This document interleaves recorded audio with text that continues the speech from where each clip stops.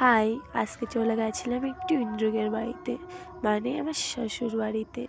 হঠাৎ আমার শাশুড়ি মা ফোন করে বলে একটু আসো তো, ইন্দ্রর মাসিরা এসেছে।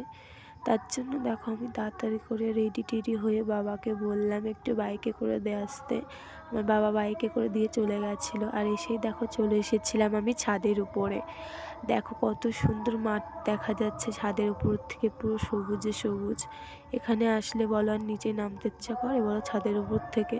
আর এইদিকে দেখো সেই রজনীগন্ধা চাষ করেছিল। আর এইদিকে দেখো কত সুন্দর, আর ছাদের উপর উঠে আর চোখ তো খুলছিল না রোদ্রের জন্য। তারপরে নিচে নেমে দেখো ভাত খেয়ে নিয়েছিলাম, দিয়েছিল কপি ডাল আর মাংস, খেয়ে টেয়ে চলে এসেছিলাম একটু পরেই মাঠে। আর এই দিকে দেখো কত সুন্দর গাঁদা ফুলের চাষ করেছিল, তাই ভাবছিলাম একটা ফুল ছিঁড়বো, এতটা শক্ত এক হাত দিয়ে তো ছেঁড়াই যাচ্ছিল না।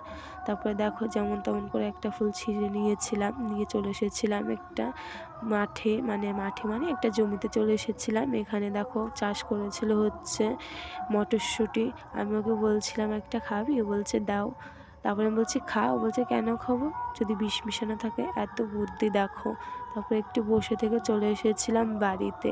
এসে বলছে যে ও কাকি মাথায় একটা দিয়ে দাও তো আমার। আমি বলছি দাঁড়া তোকে দিয়ে দিচ্ছি।